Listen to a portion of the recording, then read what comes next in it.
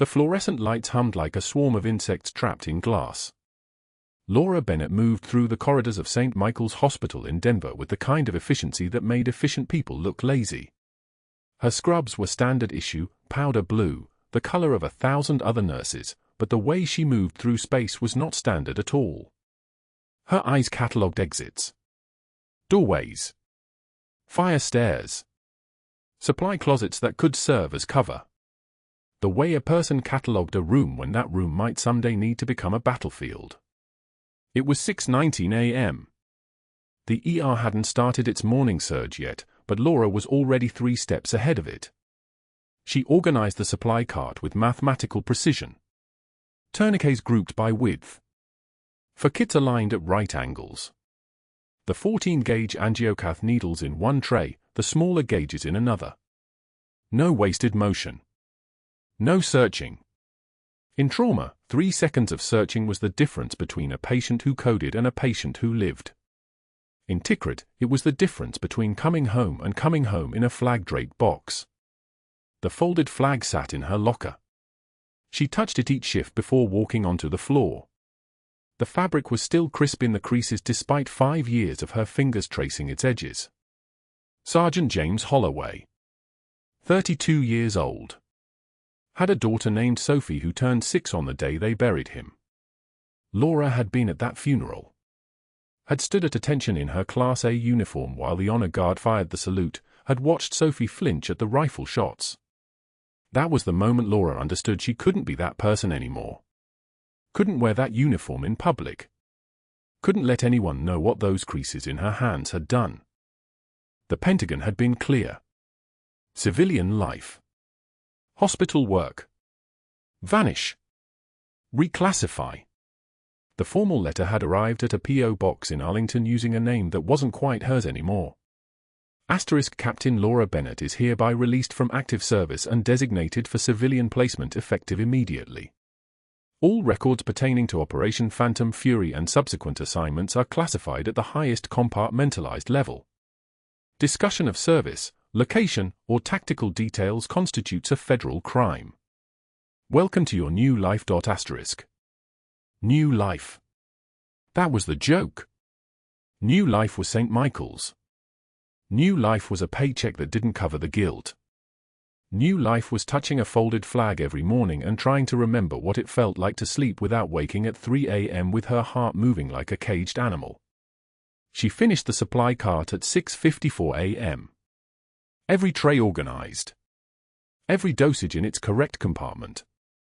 Her hands were steady. They had learned steadiness in operating theaters that didn't have electricity, learned it while holding someone's abdomen together with one hand and calling for blood with the other. Civilian trauma was cleaner. Slower. The ER at St. Michael's moved at a pace that felt like a choreographed dance compared to the controlled chaos of a forward surgical suite.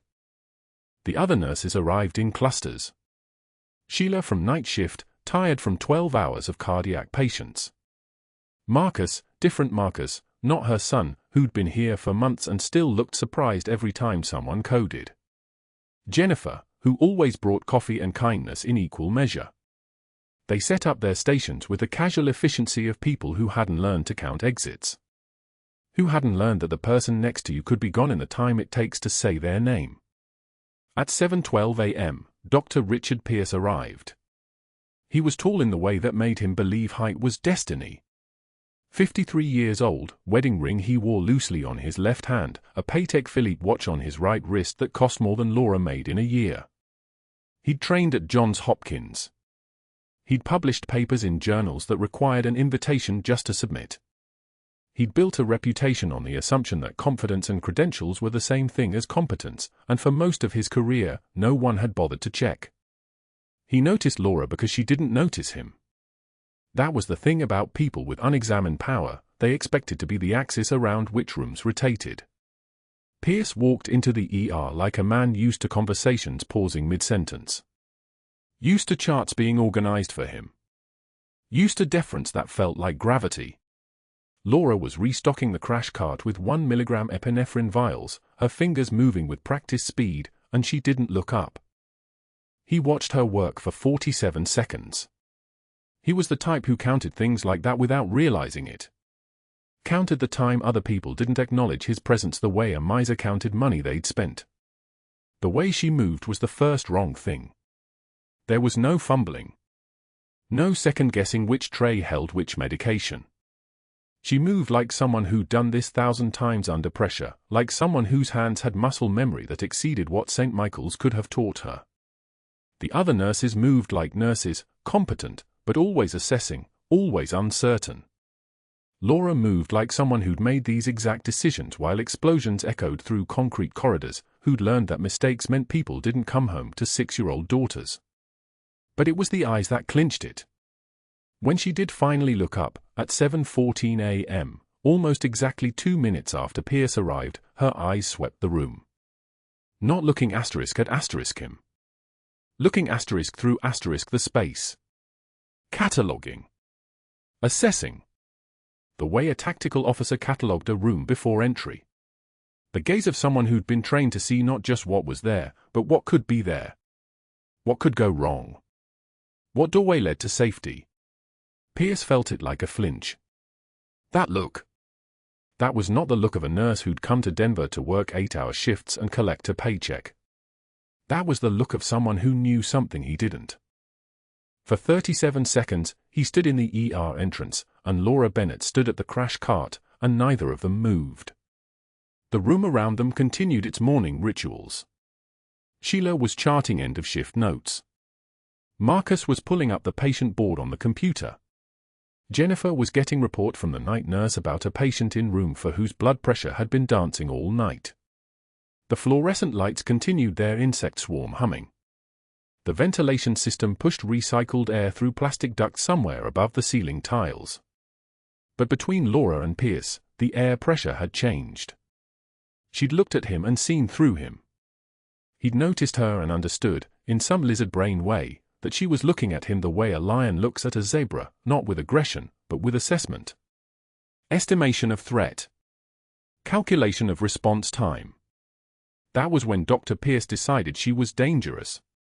Not dangerous in the way patients could be dangerous, or families angry about wait times. Dangerous in the way that threatened the careful architecture of his authority. She had no medical degree. She had no research publications. She had no right to move through his ER with the kind of certainty that made the other nurses defer to her without thinking, that made residents ask her questions instead of asking him. She was a nurse. Just a nurse.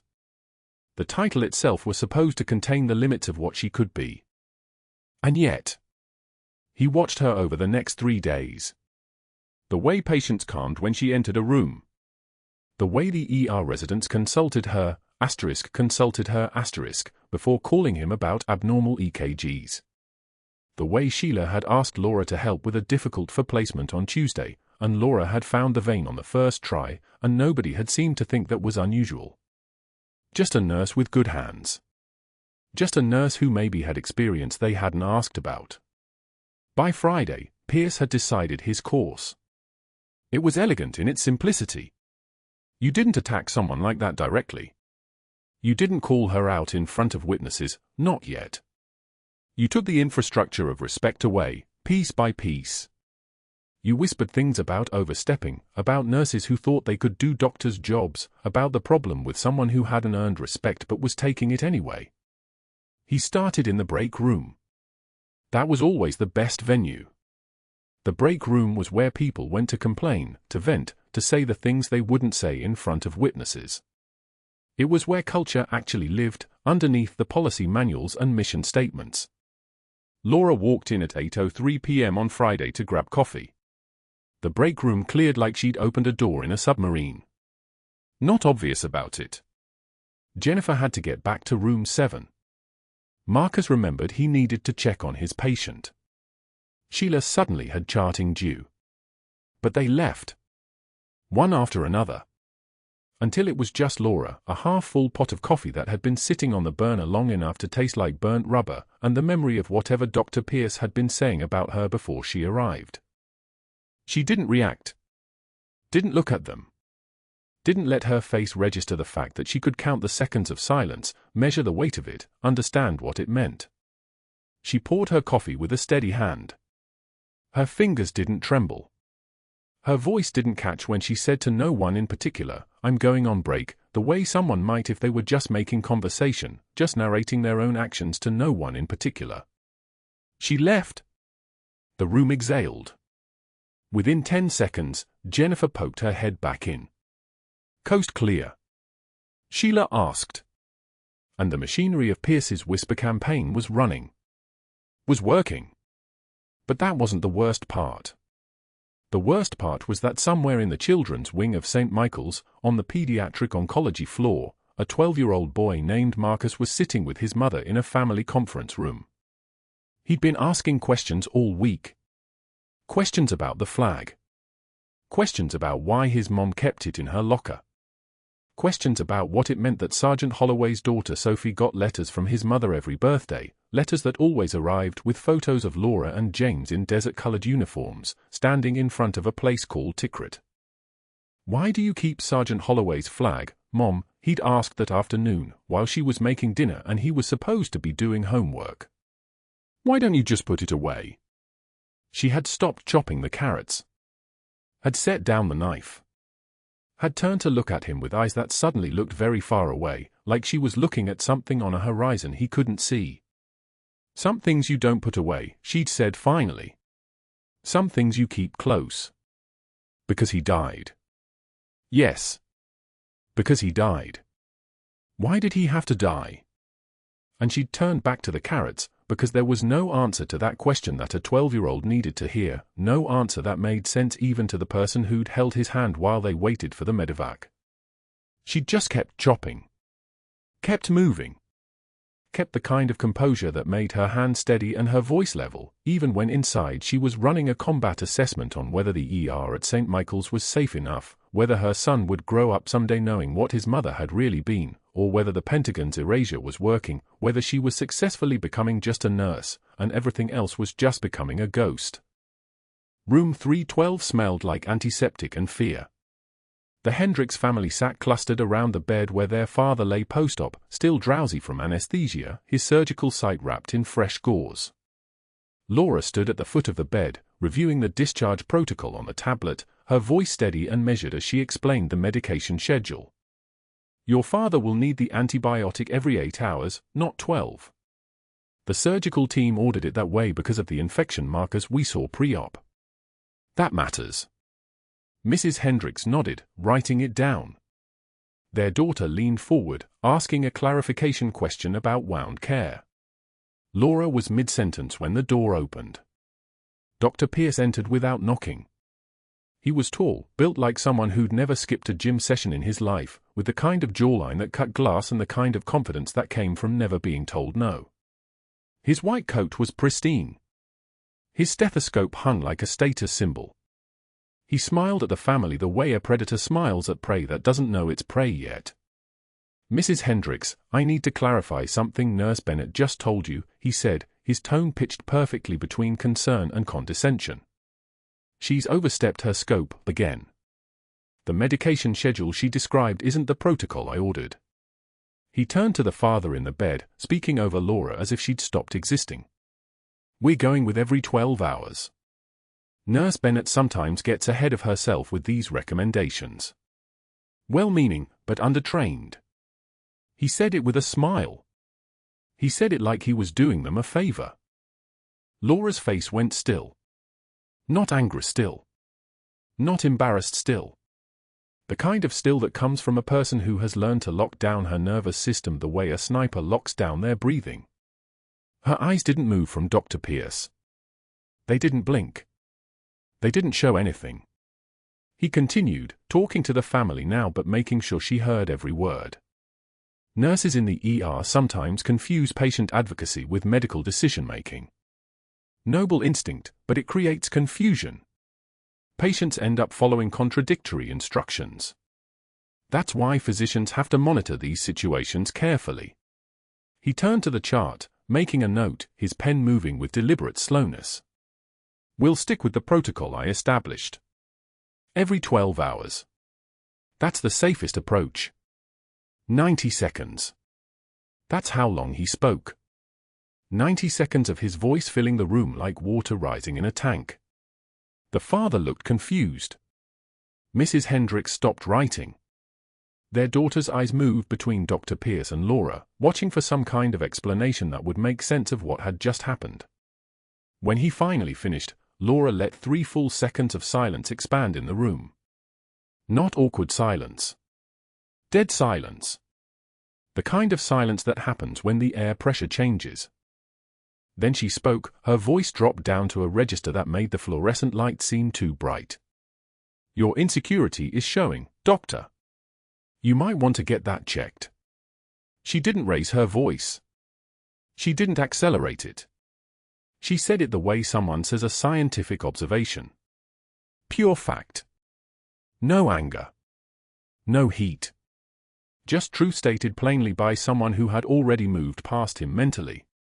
She turned and walked out while his face bloomed crimson, not a gradual blush but a sudden flood of color that started at his collar and spread upward like something toxic rising in water.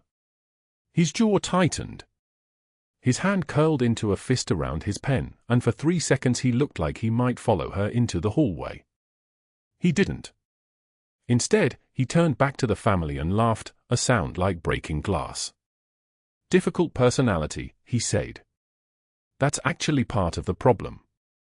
By Tuesday morning, Laura found the write-up pinned to the unit board in the main corridor. Everyone passed that board. Residents, attendings, nurses on their way to the break room, families walking toward patient rooms. Everyone saw it. Disciplinary notice, Del Bennett, RN, insubordination and patient care protocol violations, effective immediately. All future medication recommendations must be pre-approved by attending physician. The font was professional. The language was precise. It looked official. It looked true if you didn't know the truth. It looked like documentation of someone who couldn't follow orders, who thought she knew better than the doctors, who posed a problem that the hospital administration needed to address. Laura read it twice, her jaw working like she was grinding stone between her teeth. Dr. Pierce stood 15 feet away at the nurse's station, pretending to review charts, but his eyes kept cutting toward her, waiting for the reaction he'd orchestrated. Waiting to see her crumble. Waiting to see her say something, do something, give him the excuse he needed to escalate this from professional sabotage to formal termination. She read the notice one more time. Then she walked past him without a word, her movements precise and economical, the way someone moves when they've learned to conserve energy in hostile environments. The nickname started circulating by Thursday. Captain Know-It-All. She heard it from the radiology tech in the stairwell. Heard it whispered in the break room before she entered, the conversation dying instantly the moment she appeared. Saw it in the way junior residents suddenly looked busy whenever she approached. Pierce had weaponized the rank she'd tried to hide, weaponized the authority in her voice, weaponized the precision in her actions. He'd taken everything that made her capable and reframed it as arrogance. Her colleagues were choosing sides, and they were choosing his. The hospital was a hierarchy, and he was at the top of it. But that wasn't the worst part. That wasn't the part that kept her staring at her phone at night, scrolling through the hospital directory, looking at the patient admission logs from 6:43 a.m. that morning. Colonel Richard Matthews. Admitted under the name Robert Marshall from a vehicle accident. Combat-related complications. Shrapnel migration. Lung involvement. Her son's commanding officer was in this hospital. The man who led Marcus's unit.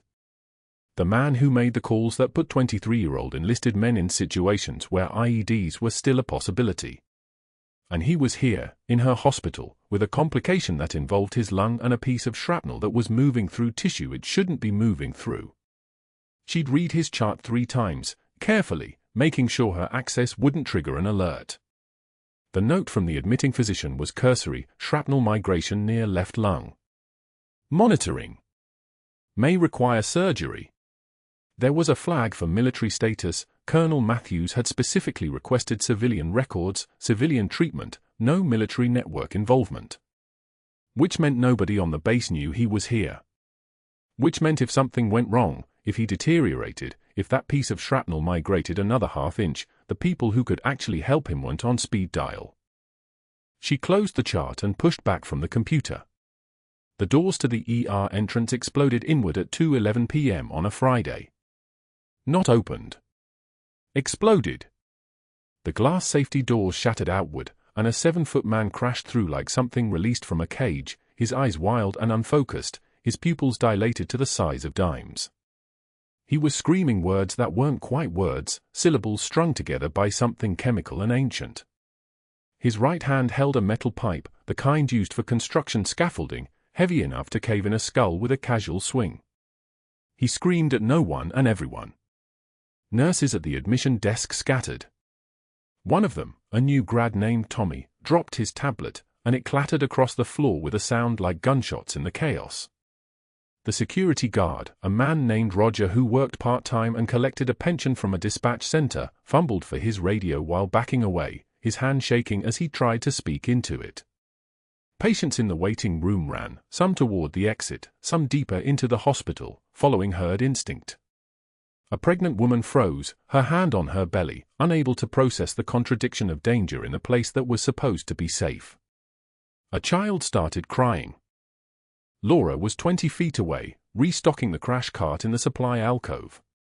She turned at the sound of the doors breaking. Her eyes took in the scene with the same speed that a combat assessment takes in a battlefield: position of the threat, distance, weapon type, environmental obstacles, civilian positions.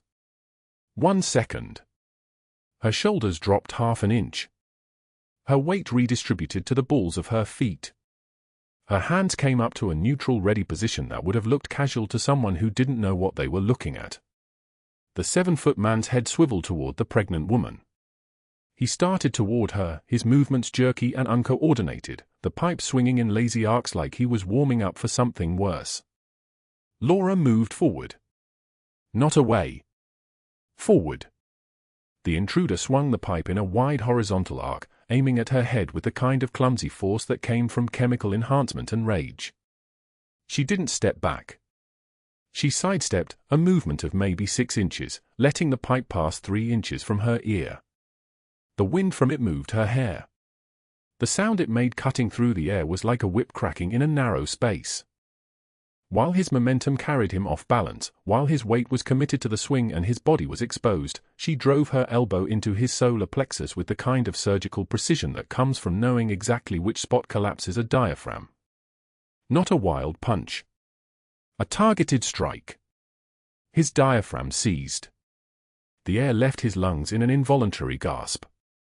She swept his forward leg, using his own weight against him, his 7 feet of mass tumbling downward with gravity as his teacher. He crashed to the tile floor hard enough to jar the breath he'd just tried to recover. Before he could roll, before he could begin to fight back, Laura had his arm locked behind his back at an angle that made resistance impossible. Her knee was on his spine, her weight distributed to hold him still without causing additional trauma. Her voice was calm, the voice someone uses when they're stating facts in a board meeting. Restraints. Now. The security guard, Roger, didn't move. Neither did Tommy. They were both watching a nurse they'd said hello to in the break room pin a 250-pound PCP addict to the ground like she was handling a patient on rounds. Like she'd done this before. Like she was built for this. For seconds. Start to finish. Security arrived 30 seconds later, 2 officers from the downtown station, responding to the assault call that Roger had finally managed to radio in.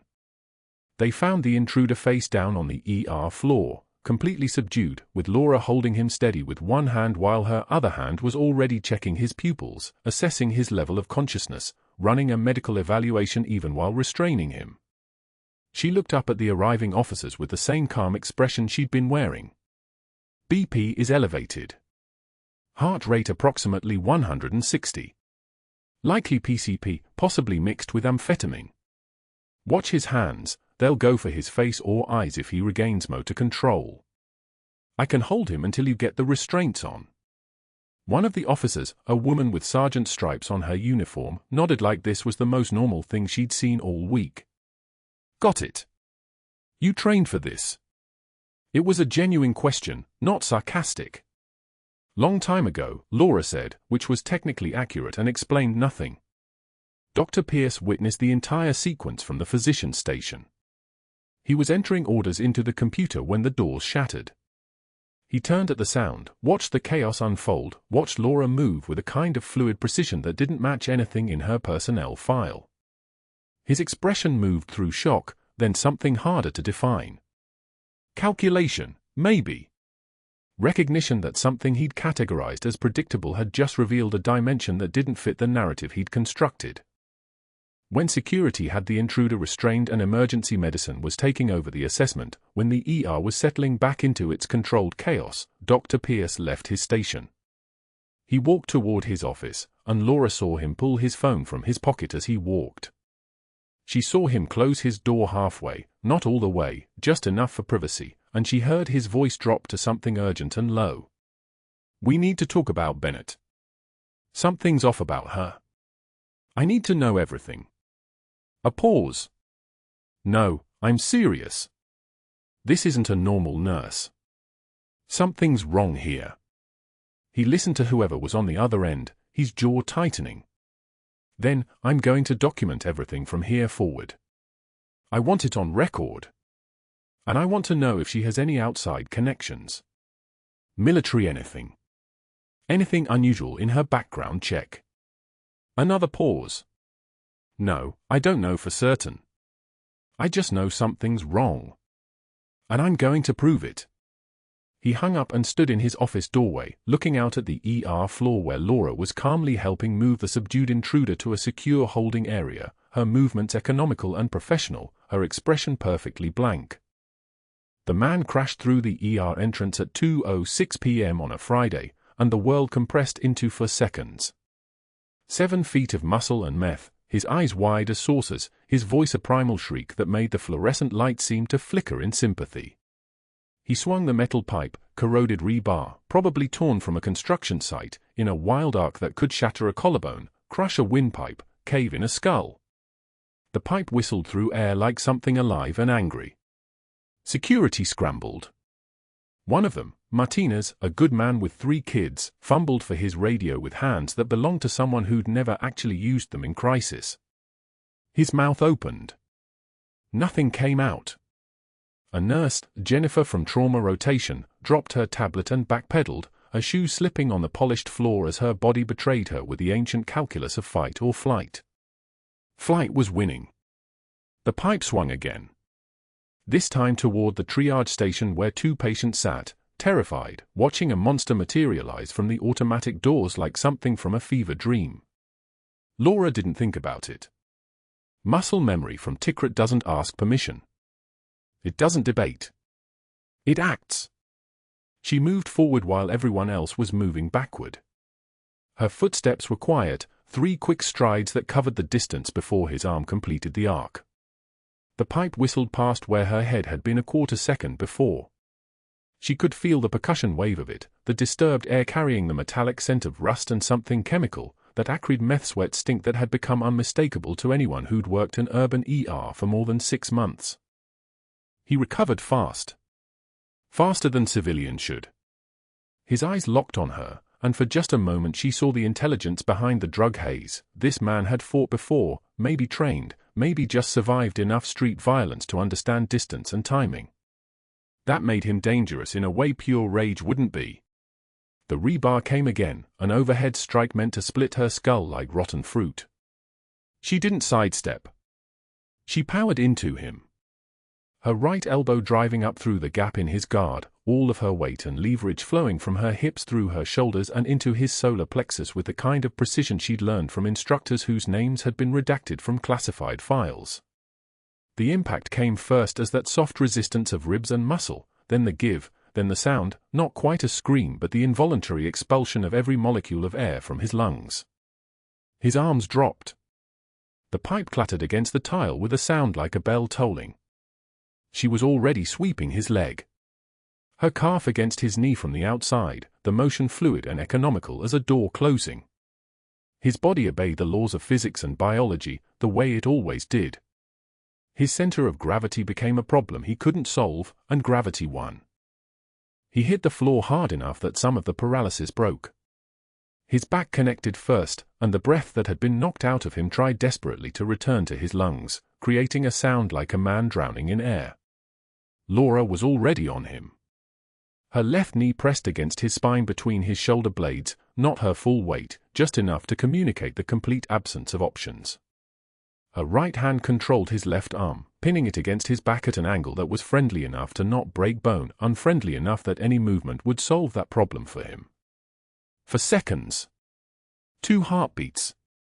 The amount of time it takes to cross the Tigris River in Baghdad at a sprint. "I need restraints," she said to the room, her voice perfectly level, perfectly calm, the kind of calm that comes from having already survived things that would paralyze most humans with fear. "Soft restraints for the bed in holding. And someone get me a 5-point vitals assessment. He's going to need a tox screen and probably a psych consult once he stops trying to kill people." Martinez had his radio working now. She could hear him calling it in, his voice shaky but functional. Jennifer was already moving toward the supply closet for restraints. The young ones responded well to authority when it was actually authoritative, when it came from someone who clearly had the situation handled and wasn't asking for consensus on whether to handle it. The man on the floor tried to buck, tried to twist his arm free. Laura adjusted her grip by maybe half an inch, and he went completely still. Pain was information. Information was leverage. This was a language they both understood. "What's your name?" she asked him, not because she expected an answer but because it was the kind of thing humans did when they were present, when they weren't panicking or spiraling into trauma response. He spat.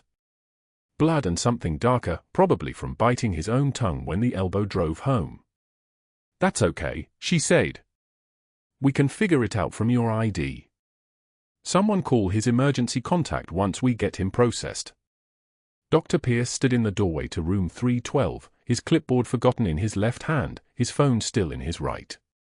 His face had gone a color that wasn't quite human, the shade of something beneath rocks, something that preferred darkness and had been suddenly exposed to light. He was looking at her the way a man looks at someone who just did something impossible. Laura didn't meet his eyes. She kept her attention on the man pinned beneath her, on keeping his breathing steady, on the small administrative tasks of managing a medical emergency that had just become a psychiatric and legal emergency wrapped inside a ticking clock of potential organ damage from whatever synthetic compound was currently rewriting his neurotransmitters. "Restrain his legs too," she said as Martinez and another security officer approached with the soft cuffs. "He's going to come around as the drug metabolizes, and that usually happens in waves. First wave is maximum aggression. You want him stable before that starts." The officers worked in coordinated silence. They'd been trained for this. They'd seen it before. The difference was that this time, someone had actually solved the problem instead of just containing it.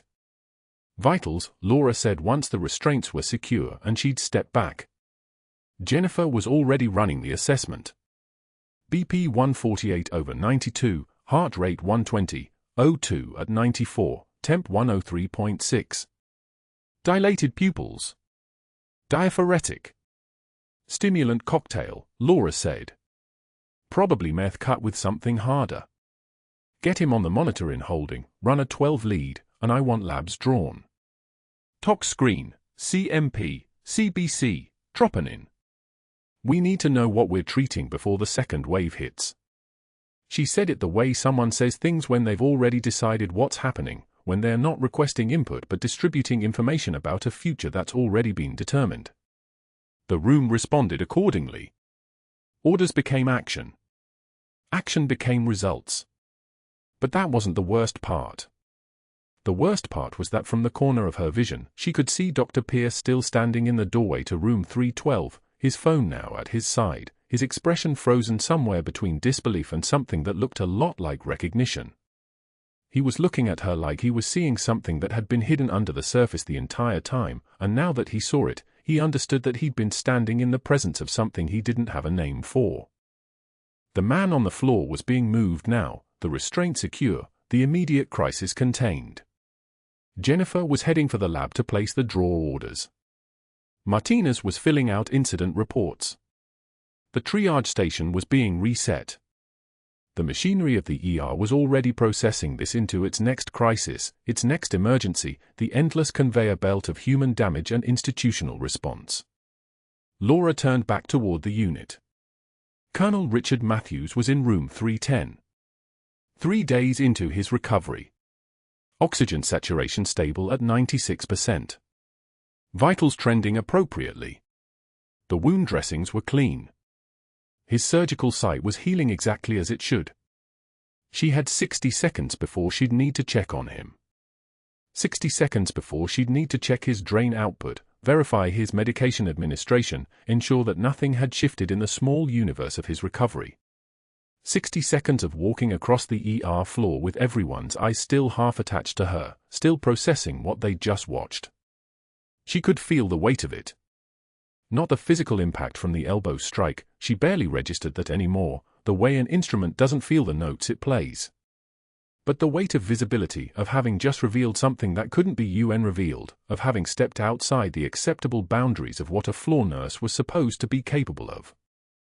Behind her, Dr. Pierce was still standing in that doorway, his phone in his hand, his expression that particular shade of calculation that came right before a man decided to use information as a weapon. The next words out of his mouth were going to change everything. The needle. That's what Laura focused on as she moved toward Colonel Matthews' bed 1 hour after subduing the intruder, her scrub still damp from the man's sweat and the floor's antiseptic spray. Matthews was gasping. His color had gone from healthy bronze to something closer to slate gray. The pulse oximeter screamed its alarm, oxygen saturation dropping like an elevator with cut cables. 85. 80. 78. Dr. Pierce was nowhere on the unit. She'd watched him disappear 20 minutes ago, his face dark, his jaw working like he was chewing on something bitter. Security had the intruder sedated and restrained in Trauma Bay 2. The ER had returned to its controlled chaos, but Matthews, her son's commanding officer, the man who'd served beside her in ways these hospital corridors would never understand, was dying in front of her. His lung, she said to the resident hovering near the monitor. Not a question. A statement. The trick here was shifted. She could see it in the way his neck looked, the subtle deviation that screamed tension pneumothorax. Air in the chest cavity, collapsing his lung, compressing his heart. Every breath he took was making it worse. I need a 14-gauge angiocath. Now. The resident hesitated. Laura didn't. Her hands moved with the muscle memory of someone who'd performed this procedure in a bombed-out clinic in Tikrit while mortar rounds walked across the roof like an angry giant's footsteps. Second intercostal space, mid-clavicular line. She found the landmark with her fingers, the anatomical certainty of someone trained under fire. The angiocath went in clean. Precise. The hiss.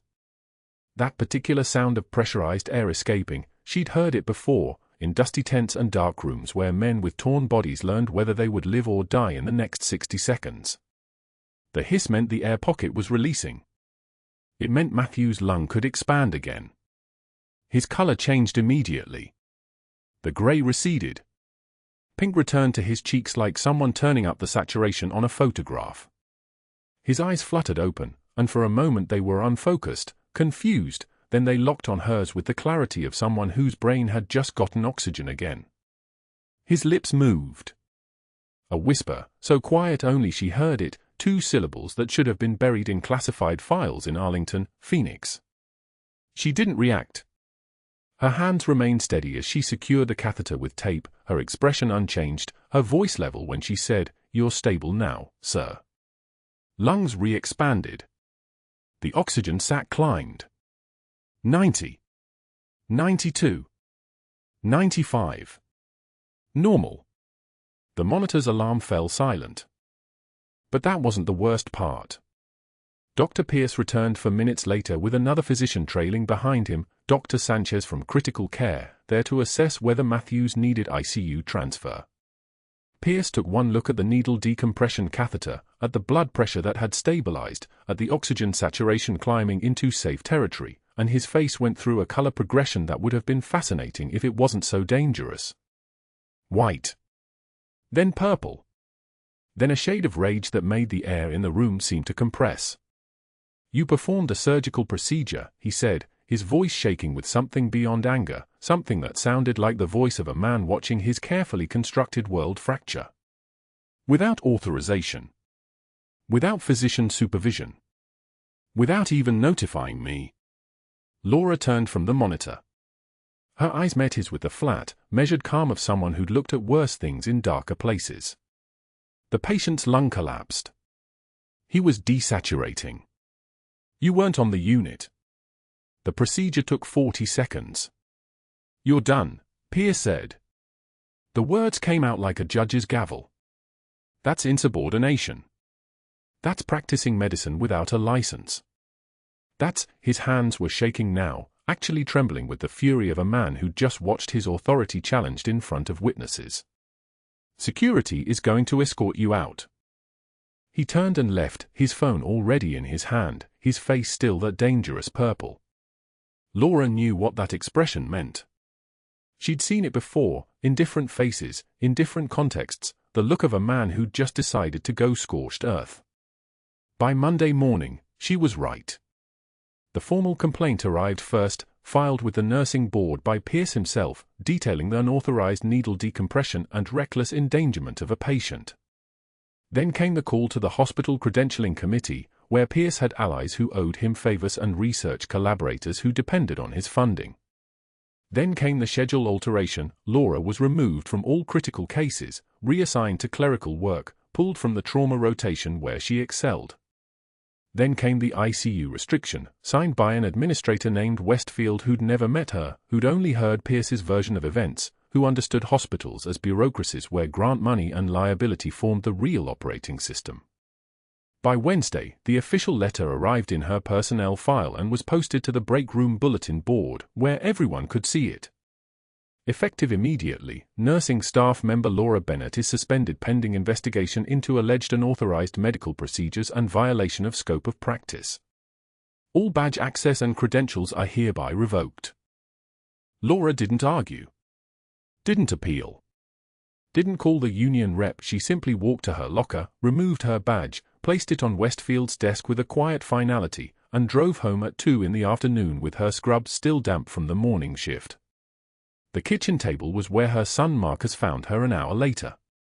She'd pulled the flag from her bag, the folded triangle of fabric from Rodriguez, the teammate who died covering her exit in Tikrit, the flag that had sat in a drawer for 11 years, that she'd never been allowed to explain, that carried weight beyond understanding for a 12-year-old boy. Her hands were shaking now. Not from fear. From rage. From the particular exhaustion that comes from keeping a war hidden inside yourself for so long that the containment finally fails. "Mom." Marcus stood in the doorway, his backpack still on his shoulders, his eyes going wide as he saw her face, the tears, the way she was holding that flag like it was the only solid thing in a collapsing world. "Why are you home? Did you get fired?" She couldn't tell him the truth. Couldn't explain about Tikrit, about Captain, about Phoenix, about the classified operation in 2004 that had erased her legal existence and made her disappear into a cover story of nursing school and quiet competence.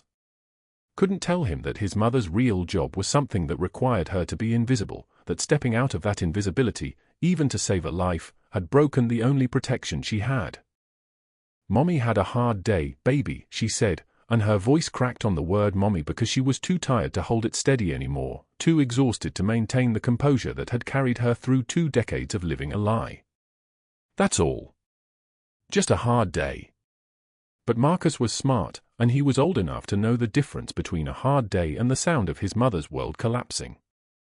He sat down beside her at the table without speaking, not understanding what that flag meant, not knowing that his mother had spent the last 11 years running from a woman she used to be, and that woman had just caught up. The rain started outside, hammering against the kitchen window with the rhythm of rotor blades, the percussion of a helicopter landing on a hot desert LZ where a woman named Phoenix was supposed to be dead, was supposed to stay dead, was supposed to be nothing but a redacted file and classified testimony and a name that could not be spoken aloud. But Colonel Matthews knew her name. The rain started outside, hammering against the kitchen window with the rhythm of rotor blades, the percussion of a helicopter landing on a hot desert LZ where a woman named Phoenix was supposed to be dead, was supposed to stay dead, was supposed to be nothing but a redacted file and classified testimony and a name that could not be spoken aloud. But Colonel Matthews knew her name. By Monday morning, the hospital administrator's office felt like the inside of a vault, thick carpet, thick silence, thicker implications. Westfield sat behind his mahogany desk with a folder open in front of him, his face the color of old concrete. Laura stood motionless, still in her scrubs from the night shift because there would be no more night shifts, not for a while, not until the investigation concluded. The words came in the corporate tone of someone reading from a legal brief, suspended pending investigation into allegations of insubordination, professional conduct unbecoming a registered nurse, and scope of practice violations. Effective immediately. Her badge would be collected. Her credentials would be flagged. She was not to contact patients or staff. She nodded once. Didn't blink. Didn't ask questions. Westfield seemed disappointed by her lack of reaction. He'd clearly expected tears or anger or the kind of emotional collapse that would validate his decision. Instead, Laura turned and walked out of his office with the same measured pace she'd used in Tikrit when they extracted from a hot zone, the same calm that made people trust her even when trust made no sense. She clipped her badge to the collection basket on her way past the security desk. The young guard there wouldn't meet her eyes. Everyone had already chosen sides, Dr. Pierce's side, which was the winning side, the side with credentials and tenure and the kind of institutional gravity that crushed nurses like stones grinding in a river. The drive home took 23 minutes. She remembered counting them, remembering each light turning red, remembering the smell of ozone from a passing thunderstorm, the windshield wipers beating time against glass. Her hands on the steering wheel were steady. That was important. The trembling would come later, in private, where no one could see it, where it wouldn't matter. Marcus was at school. She had the house to herself, which was worse than having company, which meant the kitchen was quiet enough to hear the clock ticking on the wall, the refrigerator humming its mechanical breath, the sound of her own heartbeat in her ears like distant artillery. She sat at the table at exactly 3:07 p.m., still wearing her scrubs, still carrying the hospital-issued pen in her pocket, still carrying the muscle memory of 17 lives saved in a rescue that was classified, that was sealed, that was supposed to stay buried in the kind of federal database that erases people for operational security. The folded flag was in her locker, but she'd taken it home weeks ago, anticipating this moment the way soldiers anticipate ambush, not with fear, with preparation. It was small, the size of a clenched fist, folded into that precise triangle the way the military folded them, the way they'd folded the flag that went to Sergeant James Reeves' mother in Kentucky, the flag that came from the body bag, that came from the helicopter crash, that came from the moment when Laura made the call to extract on foot instead of waiting for the Black Hawk that was still 2 minutes out. 2 minutes. 60% of casualties happened in the first 2 minutes.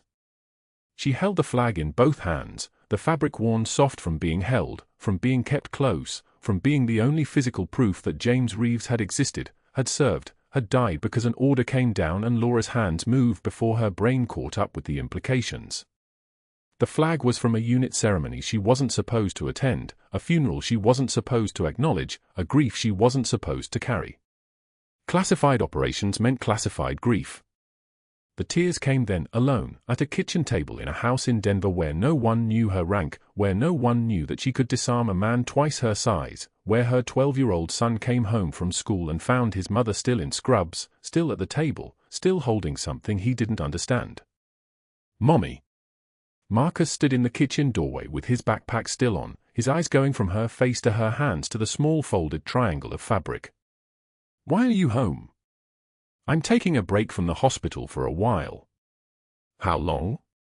She couldn't answer that, not honestly, not with the kind of honesty that would require explaining that institutional power crushed people like her, that medical boards protected their own, that Dr. Pierce had allies in places that made the suspension look inevitable. Instead, she set the flag carefully on the table and pulled out the chair next to hers. Come sit with me. He did, his 12-year-old body angular and growing, his face still young enough that he didn't know yet that the world would eventually teach him that competence was threatening, that quiet people with hidden depth made powerful men uncomfortable, that his mother had survived for deployments and a tension pneumothorax on a hospital floor only to be broken by a man in a white coat and a fear of being secondary to someone without an MD. She didn't tell him that. Instead, she held his hand and watched the rain and let him think that sometimes adults just needed to sit at kitchen tables and hold the things that mattered. What they didn't know was that 48 hours later, the hospital's routine background check would flag something that had been buried so deep in federal databases that it required Pentagon-level authentication to access. A classified security clearance. For a civilian nurse. A clearance that shouldn't exist, that indicated operational status, that opened doors into the kind of institutional memory that remembered Captain Laura Bennett before she became Laura Bennett, the hospital employee, before she became the woman who could be suspended by an administrator with a mahogany desk. By Tuesday evening, the flag came out of her hands and back into a drawer, and her phone, the encrypted Pentagon line that never rang, that she'd forgotten how to use, suddenly remembered how to work. The hospital's administrator went to interview Colonel Matthews on Wednesday morning. Matthews was 3 days from discharge, his lungs clear, his chest tubes removed, his vitals the kind of steady that meant he'd survive, that meant Laura's needle had gone in at exactly the right angle, that meant 17 lives had been saved in Tikrit because she'd made the call and James Reeves had taken the point and the extraction happened at 2:02 a.m. on a date she could never speak aloud. Westfield came in with his folder and his corporate questions, asking about the incident with the intruder, asking about Laura's performance, asking the kind of routine follow-up questions that administrators asked when they were covering liability. Matthews, lying in a hospital bed with fresh bandages under his gown, looked at the man across from him and whispered one word. Phoenix. The color drained from Westfield's face. He'd just ordered the background check, and the background check had just flagged it, and the flagging meant someone at the Pentagon knew that someone at St. Michael's Hospital was asking about a woman who shouldn't exist in any civilian database, which meant the phone call started immediately, which meant the Marine Corps liaison arrived at the ER before Thursday's lunch shift, which meant the entire hospital became a stage for a truth that had been classified for 12 years. The Marine walked into the crowded ER at 0900 hours, dressed blue so precise they looked laminated, posture like a spine made of titanium. He was holding a citation, a piece of paper that bore official seals and official language and the kind of weight that made the fluorescent light seem to dim by comparison. He found Laura by the medication dispensary, and he read aloud, his voice cutting through the ER like a command that superseded everything. Captain Laura Bennett, for extraordinary valor during Operation Phantom Fury, leading a combat rescue under fire that saved 17 lives in the face of active enemy engagement, acting with the highest standards of military bearing and tactical excellence, the United States Marine Corps is honored to recognize your service. 17 lives. The number hung in the air like a held breath. The ER went silent, not the silence of shock, but the silence of recalibration, of every single staff member doing math they hadn't known they were supposed to do, putting together the pieces they'd been seeing all along, the way she moved, the way she never hesitated, the way she'd subdued a 7-foot intruder with the economy of motion that only came from training that cost millions of dollars to provide. Dr. Pierce was standing at the edge of the pharmacy when the Marine started reading. His face went from pale to purple to the color of someone who was watching his entire institutional construct collapse in real time. He opened his mouth before the Marine finished the second sentence, his voice loud, accusatory, the voice of a man who'd just realized he'd been fighting someone he'd fundamentally misunderstood. This is obviously fabricated. His words came out fast, staccato, desperate. You can't just walk into a hospital and make claims about. Stand down, Doctor. The Marine didn't raise his voice, but something in his tone suggested that Pierce's next words would have consequences measured in federal law. Security moved from the periphery toward Pierce with the kind of smooth coordination that meant they'd been briefed, that meant they knew what to do when a staff physician began destabilizing. Pierce kept talking anyway, his voice climbing an octave, his hands gesturing in the way of a man drowning. She's just a nurse, she was just a hospital employee, there's no way this. Security took his arms. Not roughly, but with purpose. They walked him toward the employee exit while his face went through colors that shouldn't exist in human flesh, while his reputation, built on careful narrative and calculated cruelty, on whispered insinuations and weaponized institutional power, came apart like a building with the foundation removed. The ER watched him go. No one moved. No one spoke. Laura stood motionless by the medication dispensary, hand steady, expression blank, the same composure she'd worn when he'd humiliated her in front of a patient's family, the same composure that had kept her alive in Tikrit, that had allowed her to make decisions that saved lives at the cost of detail and the cost of connection and the cost of being able to explain to her son why his mother sometimes woke at 0300 in the dark. The Marine turned toward her and rendered a salute, a crisp, formal gesture that was witnessed by 47 hospital staff members who would spend the next 6 months telling versions of this story that became more mythical with each retelling. "Welcome back, Captain." Laura returned the salute. By Friday morning, the viral video was everywhere. Room 312, 2 weeks prior, Dr. Pierce telling a grieving family that their nurse had overstepped, his voice dripping condescension, Laura standing silent while his contempt filled the room like a gas. 2.3 million views. The algorithm had ignored it for 14 days and then suddenly decided it was the kind of content that needed to be shared, the kind of moment that needed to be preserved forever in a way that Pierce could never outrun. Dr. Samuel Koenig saw it. A decorated army physician, Pierce's medical school mentor, the man who'd written Pierce's residency recommendation in 1998 with a kind of confidence that now looked like catastrophic misjudgment. Koenig, who'd served as a battalion surgeon in Bosnia and who understood the weight of command and the difference between authority and respect, posted a letter to the teaching hospitals board on Saturday afternoon. "I am ashamed to have trained a physician who mistakes cruelty for authority and fears competence in those without his credentials. I formally disown any professional connection to Dr. Richard Pierce." The State Medical Board opened a review by Monday.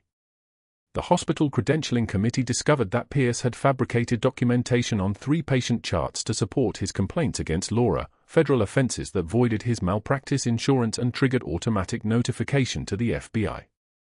His research grant partners pulled funding within 72 hours, their institutions unwilling to be associated with someone facing federal fraud charges. Presbyterian Hospital, where he'd threatened to move his practice, released a public statement: "We have no association with Dr. Pierce and would not consider privileging him." By Thursday morning, St. Michael's terminated his employment for cause. His wife filed for separation on Friday, having learned about the fabricated charts from a news report. She hired an attorney who specialized in high-conflict divorces and moved into her mother's house in Boulder with their 2 children, who would eventually learn that their father had sacrificed his entire career and his marriage to his fear of a woman in scrubs who could do things he couldn't do and didn't need his approval to do them.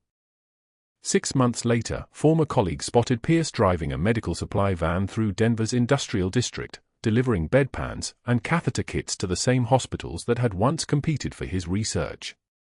He wore a company polo shirt with a name tag that just said Rick.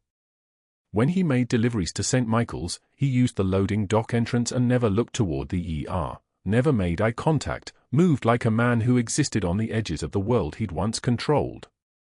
Laura stood in Colonel Matthews' room on a Tuesday morning 6 weeks after the Marine Corps liaison arrived, and her 12-year-old son Marcus was beside her, his expression finally understanding why his mother kept a folded flag in her locker, why she sometimes woke at 0300 and couldn't go back to sleep, why her hands moved with such precision, why she'd never been broken, only bent, only hidden, only waiting for someone to remember her rank. Matthews, recovered and preparing for discharge, shook Marcus's hand with the kind of firmness that acknowledged the boy's presence as a person, not a child. "Your mother," Matthews said quietly, "is the reason 17 families still have fathers and sons. Remember that." Marcus looked at his mother, and she saw it in his eyes, the moment when the story clicked into place, when the scattered pieces became a picture, when he finally understood that his mother was a hero in a way that didn't require uniforms or recognition or the kind of validation that came from institutions. She was a hero in the way that mattered most. She'd been willing to sacrifice everything to save people she'd never meet, to carry a weight that no one could help her carry, to exist in the shadows so that other people could live in the light. Through Matthew's window, sunrise broke over the Rocky Mountains, the same quality of light that had cracked over Tikrit's dusty horizon when she was still Captain Bennett, when Phoenix was operational, when she existed in official records. The light was gold and clean and full of possibility, the light that comes just before a new day starts. Marcus asked if she would teach him the move she'd used on the intruder. Laura smiled, the first real smile in weeks, the smile of a woman who'd finally found a way to serve that didn't require her to vanish. "When you're older," she said. "And only for defense." Colonel Matthews added quietly, his voice carrying the weight of command and compassion, "The ones who have seen the worst often give the most." Laura touched the window glass, feeling the cold, watching Denver wake up below, knowing she'd finally found a way home that didn't require leaving at all. If you've ever been underestimated by someone who didn't know your real strength, subscribe and share this story. Like this video, and tell us in the comments, have you ever judged someone only to find out you were dead wrong? What changed your mind?